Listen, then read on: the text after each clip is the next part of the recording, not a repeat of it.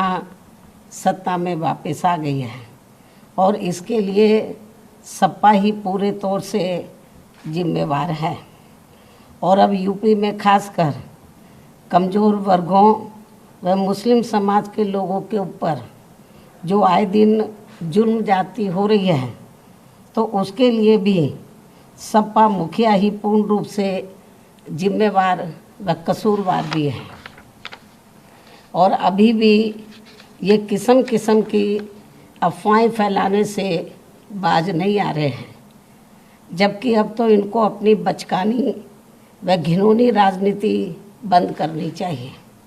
इसके साथ ही इनको मैं ये भी बताना चाहती हूँ कि इसमें भी कोई संदेह नहीं है कि यदि उत्तर प्रदेश सहित पूरे देश में खासकर दलित, आदिवासी, पिछड़ा वर्ग, मुस्लिम व अपर कास्ट समाज में से गरीब तबका भी बीएसपी में जुड़ जाता है, तो फिर ये लोग बीएसपी की मुखिया को पुनः यहाँ यूपी का मुख्यमंत्री बना सकते हैं।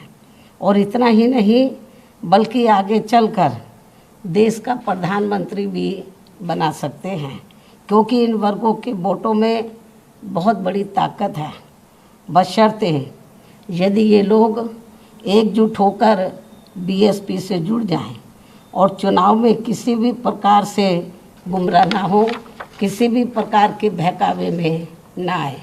इसलिए मैं अपनी ज़िंदगी में यूपी की फिर से मुख्यमंत्री बनने व आगे चलकर देश का पीएम बनने का ही सपना देख सकती हूँ, लेकिन देश का राष्ट्रपति बनने का तो सपना मैं कभी भी नहीं देख सकती हूँ। ये भी मैं इनको बताना चाहती हूँ, क्योंकि मैंने अपनी पूरी ज़िंदगी ऐश व आराम के लिए नहीं बल्कि बाबा साहब डॉक्टर भीमराव अंबेडकर एवं मान्यवर श्री काशीराम जी के बताए हुए रास्तों पर चलकर व कदम कदम पर कड़ा संघर्ष करके इनके अनुयायियों को व खासकर दबे कुचले लोगों को अपने पैरों पर खड़ा करने के लिए समर्पित की है। ये भी इनको मालूम होना चाहिए। इसके अलावा ये बात भी सर्वविदित है कि ये कार्य दबे कुचले लोगों को अपने पैरों पर खड़ा करने का ये कार्य मैं देश का राष्ट्रपति बनकर नहीं बल्कि उत्तर प्रदेश का सीएम व देश का पीएम बनकर ही कर सकती हूँ। इसलिए सपा के लोग अपने राजनीतिक स्वार्थ में मुझे ज़बरदस्ती राष्ट्रपति बनाने का जो सपना देख रहे हैं, तो उसे इनको भूल जाना चाहिए, कोई फ़ायदा नहीं।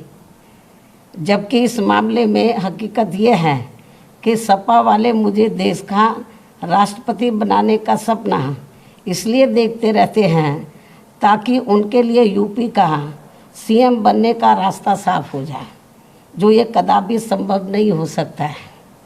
क्योंकि इस बार चुनाव में यूपी के मुसलमानों व यादवों ने भी इनको एक तरफा अपना वोट देकर देख लिया है। इनका कई पार्टियों से किया गया गठबंधन भी इन्होंने देख लिया है, लेकिन इसके बावजूद भी सपा अपनी सरकार बनाने में कामयाब नहीं हो सकी है। ऐसे में मुझे पूरा भरोसा है कि अब वे आगे इनके बहकावे में कतई भी नहीं आएंगे और वे फिर से यहाँ यूपी में बीएसपी की अपनी सरकार ज़रूर बनाएंगे।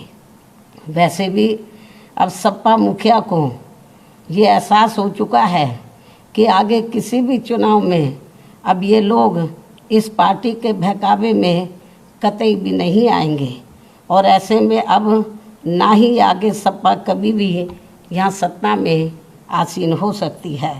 इसलिए अब वो विदेश भागने के भी फिराक में है, जहाँ उसने पहले से ही अपना काफ़ी बंदोबस्त कर लिया है। ये भी इनके बारे में प्रदेश में काफ़ी ज़ोरों में आम चर्चा है।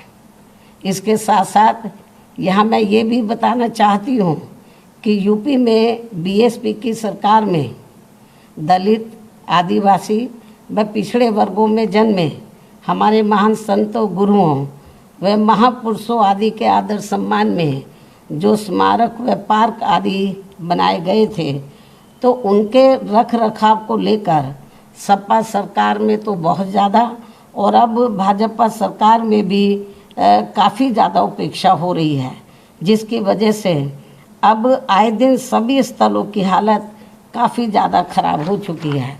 और इस मामले में फिर से मैं वर्तमान भाजपा सरकार का ध्यान आकर्षित कराने के लिए और इस मामले में फिर से मैं रिपीट कर रही हूँ, बहुत इम्पोर्टेंट है क्योंकि मीडिया बहुत गलत तरीके से इसको हाईलाइट कर रहा था।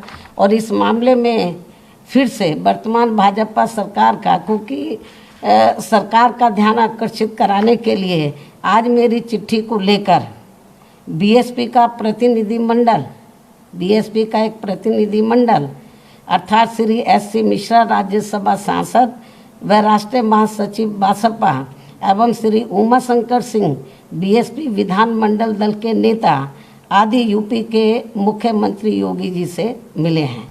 इन स्थलों को लेकर इस संबंध में मैंने चिट्ठी लिखी मुख्यमंत्री जी को और इन दोनों को मैंने भेजा, आप चिट्ठी लेकर जाओ और उनको डिटेल में इन स्थलों की जो खराब हालत है उसके बारे में अवगत कराओ ताकि इन स्थलों की हालत सही हो जाए, इस ओर सरकार ध्यान दे। मैं उनसे यही उम्मीद करती हूँ कि वे इस मामले में अब जरूर उचित व ठोस कदम उठाएंगे। चिट्ठी की कापी भी मीडिया को दे दी जाएगी क्योंकि जो गलत प्रचार कर रहे हैं, आज ये दोनों मिले हैं, ये तो मेरी चिट्ठी लेकर मिले स्मारकों को लेकर कि स्मारकों की हालत बहुत ज़्यादा खराब है और इस ओर सरकार ध्यान दे। और जो चिट्ठी लेकर मिले वो कापी भी हम मीडिया को भेज देंगे, ये भी मैं बताना चाहती हूँ। इसके साथ ही इस समय देश में रमज़ान का महीना चल रहा है, लेकिन जिस प्रकार से इस दौरान बिजली की कटौती की जा रही है ये सब ठीक नहीं हो रहा है।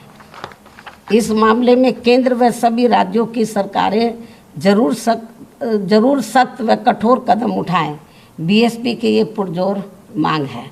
इन्हीं खास अनुरोधों के साथ ही अब मैं अपनी बात यहीं समाप्त करती हूँ। धन्यवाद।